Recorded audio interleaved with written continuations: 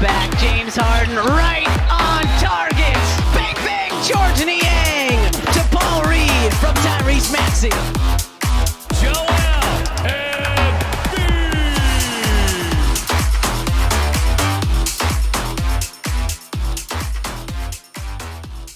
What's up, everyone? Welcome back to another episode of the Pick Swap Podcast. It's been a little bit since we've talked, and we have a lot to recap here. It is a Tuesday, not our usual Monday, following a great Phillies win. It's Red October. We're all moving. We're a week away from Sixers basketball. It's all coming together. It's me and Sean Barnard, as usual. Sean, how you doing, brother? Yeah, doing great. Phillies win, Sixers 3-0, Eagles 5-0. It is a great time in Philadelphia sports, so I'm thrilled. I'm loving how the Sixers team is starting to look, and feels like everybody around the Philly sports just has kind of the juice right now. So things have been good. Absolutely. Don't forget about the Flyers. Yeah, Home opener on Thursday, so yeah. I will be there. I'll tell you that. So let's get into some Sixers basketball here. We've got a lot to talk about. Like I said, we haven't spoken since before the first preseason game. So a lot to recap here, and actually a lot of good stuff, right? So I Yeah. feel like this is like a very upbeat one that we got here for you. So we're going to start at the beginning here. And there's a lot that comes with this first game. First preseason game of the season, we're in Brooklyn. The Sixers go to Brooklyn to play. And lo and behold, who's making his Nets debut is our former point guard, Ben Simmons. That game goes on. The Sixers win. How did you feel? I mean, I want to start initially. First thoughts, like first feelings, seeing Simmons back on the court wearing a Brooklyn Nets uniform. How did you feel just seeing that?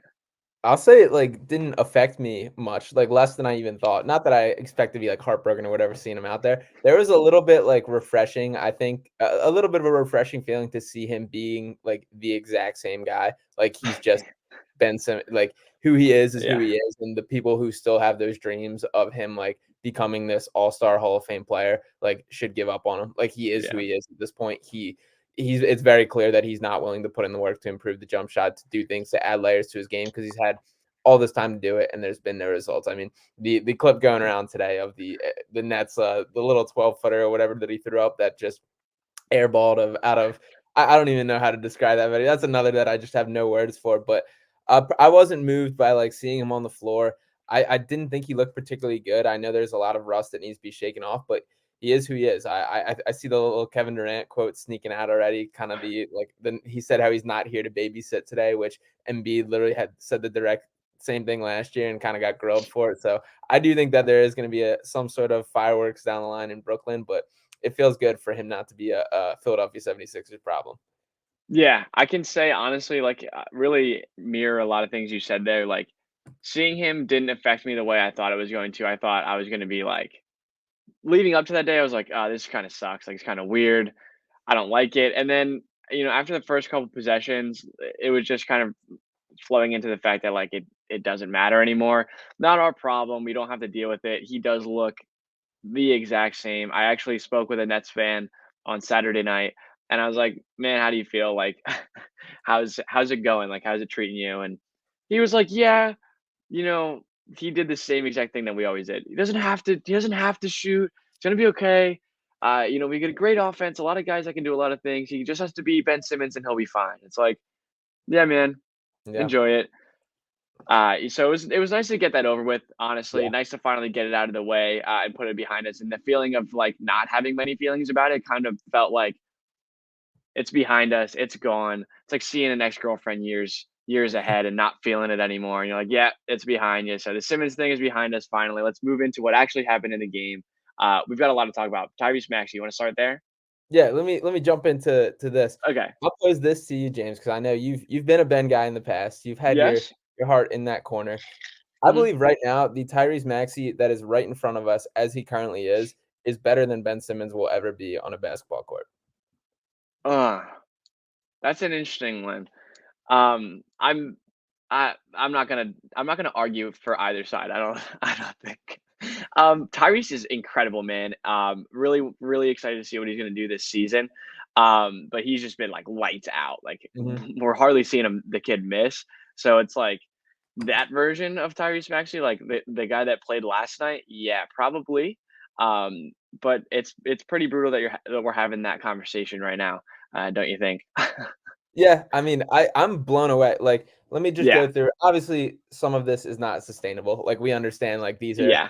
crazy preseason splits, whatever. But in 53 minutes and 44 seconds of preseason basketball so far, Tyrese Maxey has 60 points, 6 assists, 3 steals, is 21 of 33 from the field, which is 63.6%, and 8 for 12 on 3-pointers, which is 66%. So obviously, those shooting splits are not going to maintain over an 82 game season. But what I do think is here to stay is just looking at the growth and confidence in Maxey. The way he is seeking out his own shot is something that we didn't see last year. The way he's running these like this off ball motion to like come and get the ball rather than like let the ball come to him. There looks like there's way more movement in the offense. They're running plays to set up guys like Niang and Tobias to catch and shoot off movement, which just was not a part of the Sixers offense in the past. And it feels like it's coming together, man. It does.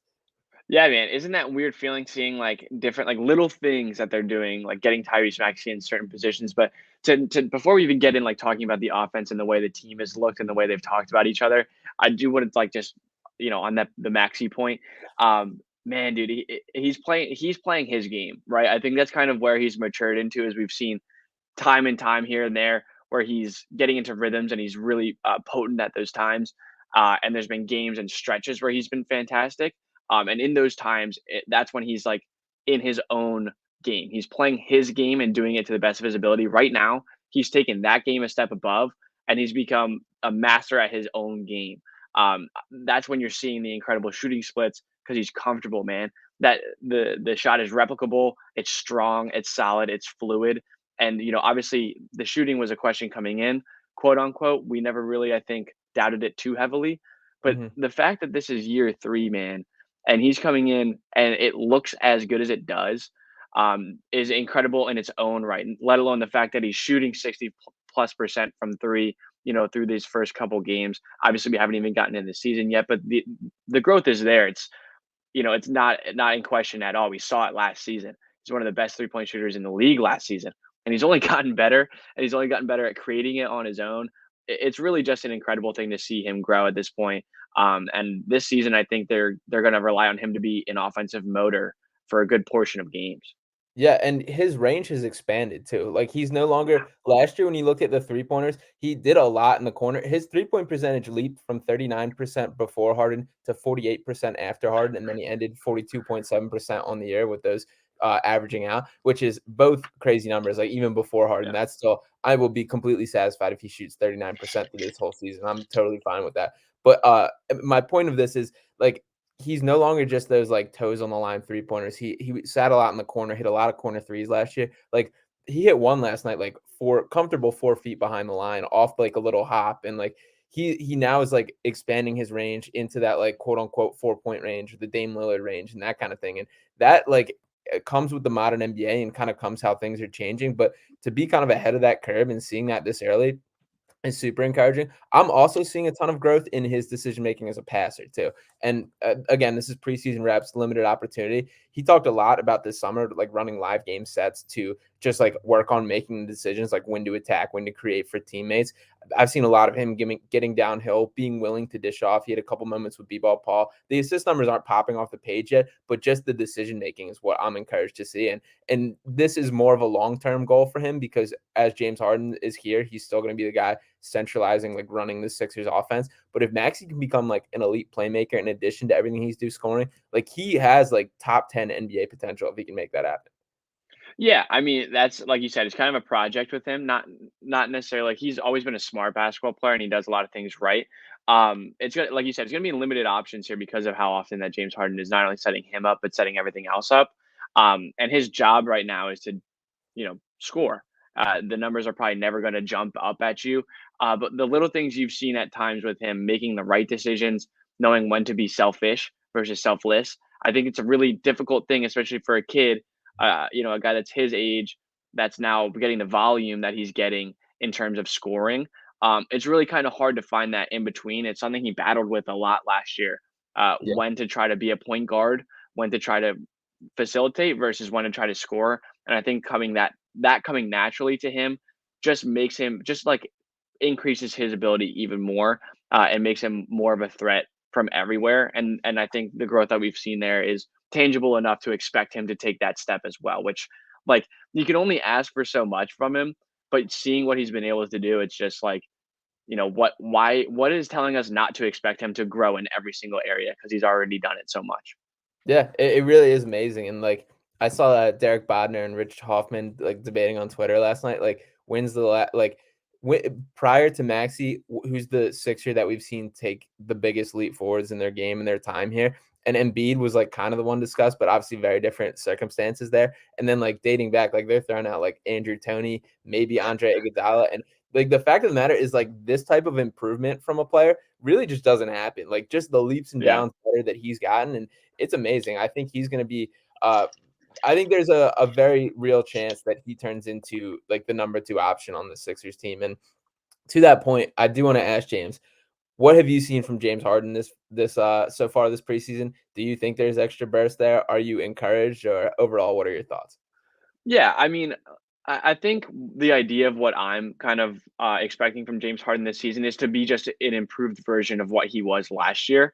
Um, like I know that this is a constant conversation of, oh, he's not going to be back to Houston Harden. He's not going to be. But I think what we're seeing is with this growth of Maxi, obviously the expectations for Embiid, but really the vibe and like the thing that they're coming out of camp with and coming out of this preseason with is that they look just like a damn good team, Yeah. right? Like a really strong top to bottom team with an incredible leader. And I think James Harden is going to be that. I think it's going to be super important. I don't know. Like, I think we're still kind of up in the air. We just haven't seen enough of him and like enough of him and Embiid like really looking like they try. Yeah. The times we've seen them has kind of just been like whatever, which is fine. Like it's preseason. Like we're gonna see that. I feel like throughout the season at times. Like it's a long time coming. The goal is not to win now. It's much later on. So I think we're really gonna hopefully see it stretches with James Harden, but the burst looks there. He looks more energetic.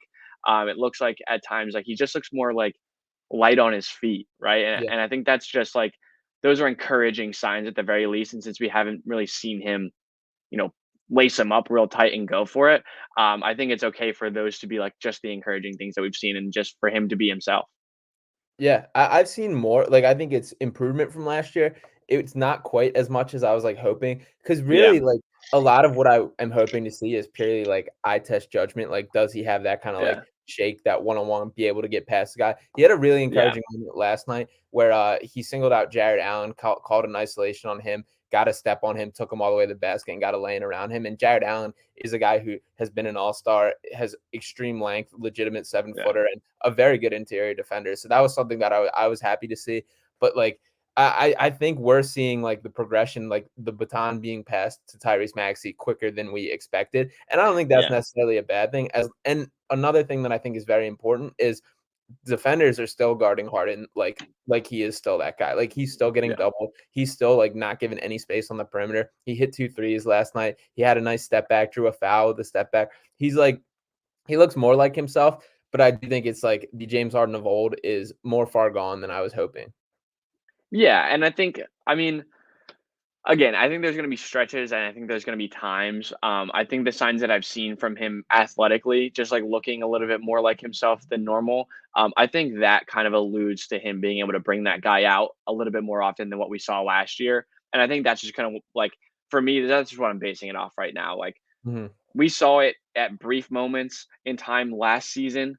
And even then, it still looked like he was still like reaching to get there. Yeah. I think there's chances down the line here where we're going to see it be James Harden time at certain points in a certain game. Like there's just going to be nights where it has to be James Harden time. And I think it's more likely we see him reach that level this year than what we saw last year. And from, us talking and hearing the way people feel about this team, like that's going to be good enough for the majority of the time. There's going to have to be steps in the right direction later on into the playoffs and all that stuff. But with the way that Maxi's playing right now, man, and like I said, the way the team is looking as a whole, as a unit, I think that's going to be okay for right now. Yeah, there's gonna be plenty of games where he can be the third best player on the court, and that's absolutely fine. And if there's just those like few like periodic games or Yeah, segments throughout the season where he takes over for a brief burst, that's all we're really asking for. And right. one of the main reasons for that is because all the additions that they made beyond Harden and beyond Maxey, beyond Embiid, getting the complementary pieces to surround these guys. So we started to get the first look at these new pieces. Is there anybody that has stood out to you especially so far? It's got to be D'Anthony Melton. Sure. Yeah. Man, I love this guy. I know you and I were very excited about the trade when it happened, but watching him play, man, it's just gonna be so nice to have this guy on the roster. Seeing everything that he does, he's a pest defensively, and not like a pest like I don't know. There's certain guys in the league that I'm like they're pests. He's a damn good defender, Yeah. and he's very, very dedicated to that end of the floor. So it's so nice to see him work, picking guys up full court, just screwing up the passing lanes. He's he's Thybulle-esque in a lot of ways, and I know we referenced this earlier on. But he's very Thybulle-esque in a lot of ways, where he's never going to give up on plays. He's got the long reach, can pick from behind, can block from behind, and then as a shooter, just consistent and good, and can get downhill. Like, yeah, I know we said Shake Milton if he was like a complete player. Like it really feels that way. He uses his athletic ability and like body type in the perfect way. And then on top of that, like he gives you the shooting of a Danny Green, but is athletically able to, with the handle to get downhill, get to the rim. Smart basketball player, just like a very, very good addition to this team. He's going to fit in a million different lineups and sets, and like down the stretch, he's going to be good, and start a game, he's going to be good. 6-man type of thing, going to be good because he's good on both ends. So D'Anthony Melton's got to be my pick there. Yeah, no, I think that's a great pick. I've loved what I've seen from D'Anthony Melton, a guy who is extremely confident in his own shot too. Yeah. His first preseason game, shot 1 of 7 from 3, 2 of 10 from the field, and was like still showed no hesitancy to let it fly, which I love, and is very like refreshing to see that on the Sixers, because we've had plenty of guys who just seem to get gun shy, who just seem to like turn it away and not be willing, and to just kind of see him shooting through that was awesome. When they played the small ball lineup last night, which I do want to touch on a little further, but Melton, I thought, was really the glue of that in the way that he was able to rotate around, just wreak havoc, make things happen, and his ability to just get the ball and push the pace. Like he ended with, I believe it was 6 rebounds, 5 assists last night. There were a ton of times where he would get it off the boards and just push the pace and take it himself. And that's something that like we haven't seen from really anybody outside of Tyrese Maxey on this team. I think him and Maxey is going to be extremely fun as a backcourt partners. I would like for that in the non-Harden minutes for that to be experimented with a lot. So I'm super encouraged. He looks like a terrific addition, and I love him. I really do love him. Would that be your pick as well? I mean, it's yeah, impossible not to. I like them all. Like everybody has made positive impressions. I do want to throw some love out to Danuel House. He has, I would say, he's the guy that's exceeded my expectations the most. I think I had a pretty like firm expectation and kind of standards for both Melton and Tucker, just based on how much I've watched them before and what I saw them as a clean fit. House has been better than I think he's been advertised as. Last night he was 4 for 4 from the field, 2 for 2 from 3, had 2 steals, 2 rebounds. He's like a great fit alongside Harden, like a do the dirty work kind of guy. He also, there's a ton of like good stuff coming out about him being like a locker room favorite and all the guys like loving him around, which is terrific from a guy who's like a bottom of the bench player. I think there's a real chance that he hops Matisse in the rotation this year if things don't shake out right. And I want to touch on Matisse in a second too. But for House specifically, like we just haven't had like these two-way guys. Like a guy that is super willing to just let a 3 fly and is just like a pest defensively. I love the arrow celebration. He hits the bow and arrow after like every shot. So I'll say House is the guy that has exceeded my expectations the most.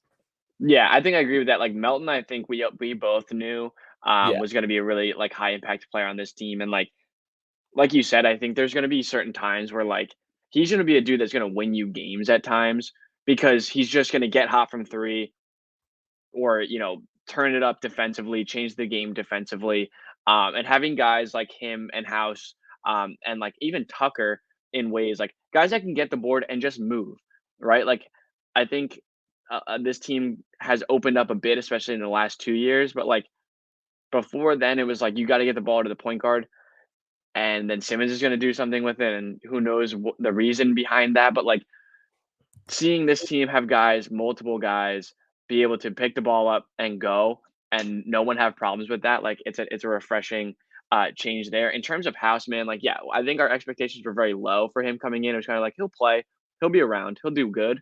But this right here, what we've seen from him has been very encouraging. Again, like you said, you get the Matisses, who's a great defender, zero if not worse offensively. You get Furkan, who's good shooter, but like really bad defender. You get Melton, who is whatever.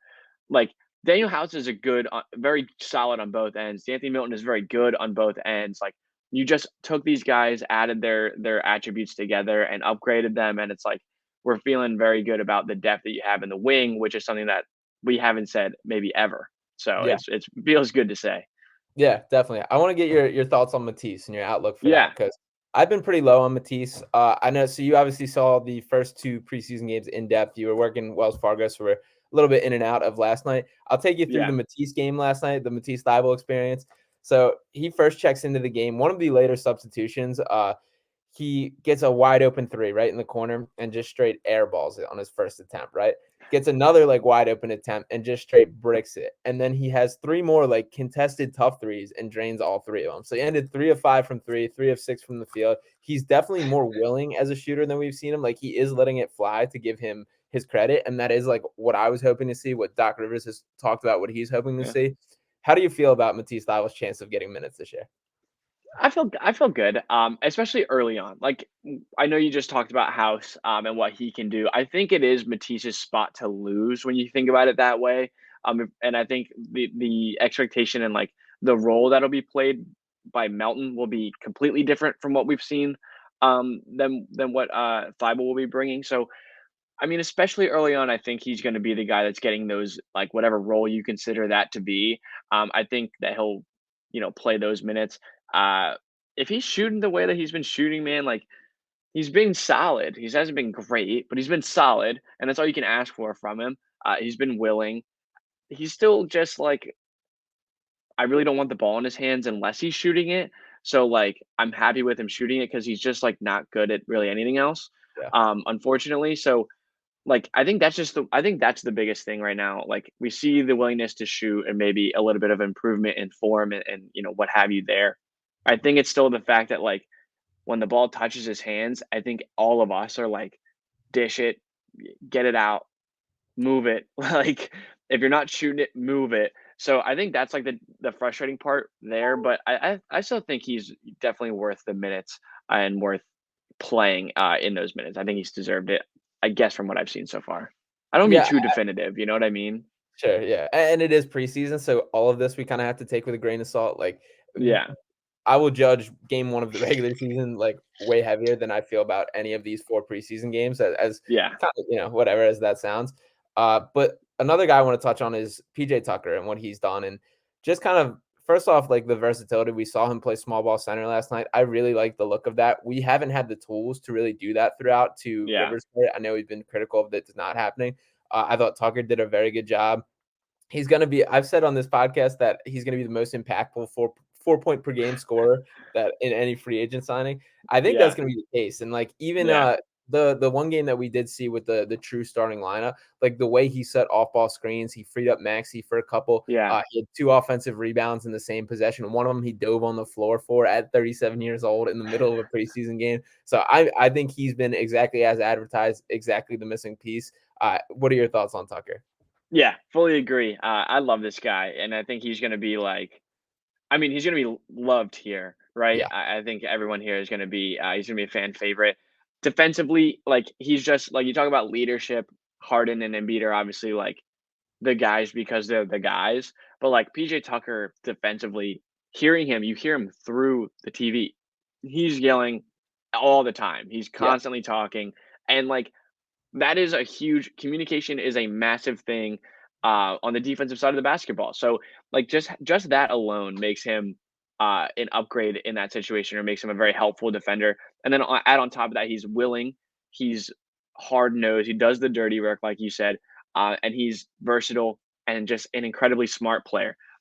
He doesn't need the ball on offense. He'll have nights where he scores a little bit because he'll get hot from 3 or whatever it is, but he's going to play like a Draymond-ish role offensively, because without less volume with the ball, but like Mhm. a Draymond-esque role where it's like the second he catches it, he's looking to move it and free you up.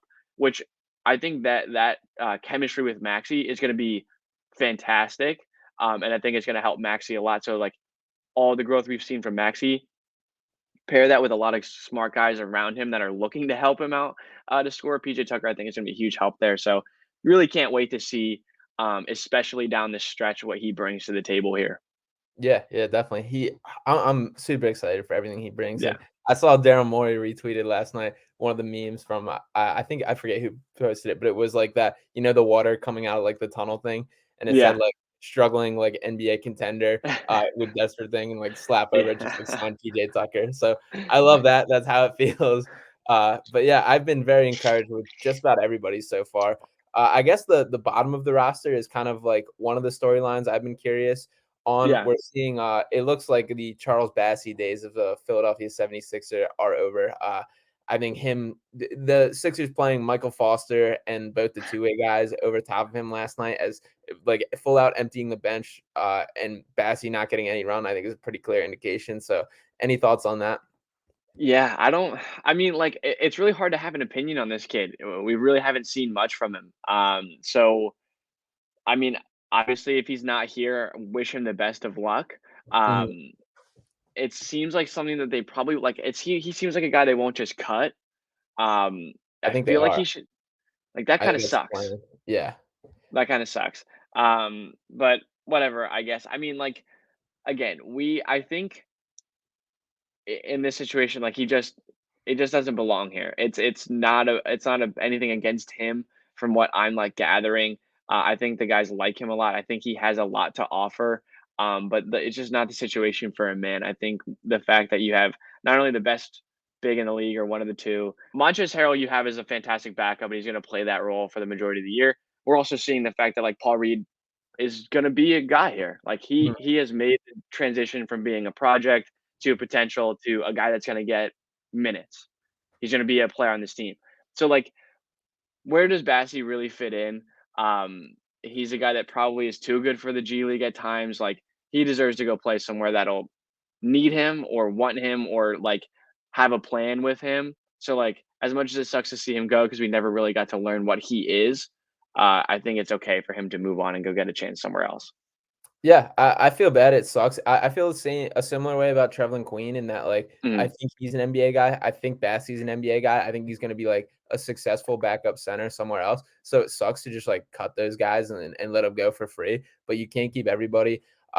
It's weird because like we've seen the flashes and kind of the same thing we saw with B-Ball Paul. Like the highs of Bassey's NBA career are like blocking Jokic twice and holding him to nothing. And by the way, I'm there. Yeah. I've heard a little bit of buzz that he might end up in Denver, which I think would be funny. Yeah. He also played very well against the Bucks too, against Giannis Yeah. and having moments like that. So he had his like highs of the NBA and very limited opportunity against like the top end talent, which is a cool sign. And I do want to talk about B-Ball Paul, like how excited I am that like this guy's earned a role and he has gotten better and he makes things happen. And the backup center job is his for sure. Like they're playing him like that. He makes things happen. He got 3 steals and 3 blocks last night. I just love him and I'm like happy he's earned it and like they're actually giving him the chance. So coming from a time where it really was a debate like Charles Bassey or B-Ball Paul as the long-term backup center, it's very clear that B-Ball Paul has earned it and I just love it. Yeah, dude, we had this. I listened to an old podcast a while ago, and it was because I wanted to hear what we were talking about with Paul Reed, and Charles Bassey against Denver. It was that game, and the way we talked about the two of them, obviously, we were like, it was the point in time where we were like, I wonder who's gonna turn out. Like Paul Reed has taken that leap like very handedly, like and without question, he's been fantastic. He's so much fun. I think he's like again when you talk about guys bring things that they didn't previously have. Paul Reed is certainly that guy. He brings you something that you really have never had, especially in this era. But he's also giving you something that like not a lot of teams have. He's going to be a unique advantage that they have throughout this season and into the postseason. And I think from what everything we said into last postseason when he was finally getting minutes, and we were like, it would have helped if he played at all during the regular season. I think it's going to be a really big advantage for not only him but the Sixers as well for him to have to be getting a lot of minutes throughout the season to then be prepared to take on a really strong playoff role as well. So, can't complain with anything with Paul Reed this preseason so far. Yeah, no, I've been super thrilled, and I thought last night they played kind of like a zone-ish defense last night against the Yeah, Cavs. And Paul Reed a couple times got himself like caught up top, playing like on the guards, and he did it like a great job, just like holding his own, doing his thing, and that's like always been what's jumped out to me is just the versatility, the ability to do that, and that's an awesome thing to just have in this defense. If we get like a pick and roll defense with the second unit where it's like DeAnthony Melton and B-ball Paul on the ball handler and roller, like that will smother teams. Like both of yeah, their abilities to switch, both the ridiculous wingspans. B-ball Paul with a 7'2" wingspan, DeAnthony Melton with a 6'9" wingspan, both with just ridiculous instincts and like able to get in the mix. So I love what he does defensively. Like give him credit. He's gotten like calmer. Like I feel like he's not as like pure madness in the negative way. He still does his thing, like getting in the mix and doing it, but it just doesn't feel as like out of control as it did for me. So that's super encouraging. And Montrezl Harrell, like we kind of talked about this being the battle. They're very different flavors of player, which I, yeah. I think is awesome. And I really do love Trez. So what were your thoughts on especially the game two, kind of getting the game winner against the Cavs and Yeah.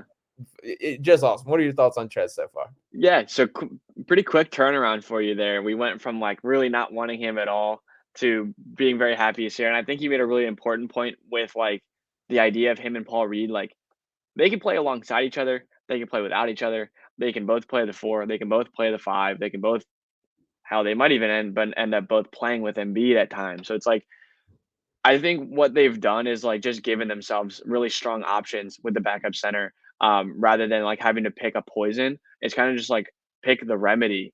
Whatever it is that the center position is missing as the backup for the night, you go with that guy. And they give you entirely different things. They could looking with the Paul Reed and you talked about like the zone. When you think about putting like together like a reverse death lineup, it's like just Milton and Thybulle and Paul Reed and whoever else, like just the a ridiculous wingspan, like quirky athlete lineup that you could put together. Just like the weirdest connection of guys that would just be like, it's got to be hell playing against those guys, trying to drive the lane or make passes or go to the rim when you're getting tipped and thrown around. Like I can't imagine what it's like there. So I think they could do some really cool stuff and like from what we've seen, it seems like Doc has opened up his mind a little bit with what they can do with all of these options. There's like endless possibilities of what they can do to not only like give themselves advantages, but fix holes and different patches that they need to make throughout the season. So like I've been very encouraged. I'm not getting ahead of myself. I know 3 games into a preseason, but like from all aspects here, I think that they've just looked a little bit more well kept. If I think is a good way to put it.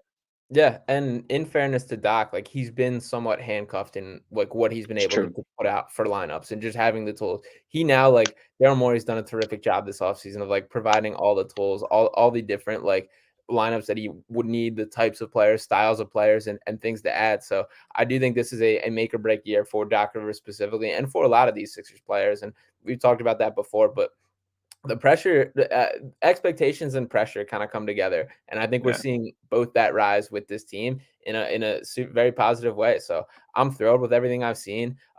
Pretty much everybody on the team I've been encouraged by. I can't really think of like a couple of the bench guys somewhat discarded. Like Furkan, I don't know, looks about the same. Shake Milton, not really a discernible skill Yeah. that like I think will keep him in the rotation, but think about like guys like Shake Milton and Georges Niang were these 6 men on this team like as recently as last year, and they're now Yeah. still on this roster and like in the double digits of like the 10, 11, 12 of the rotation. So Yeah.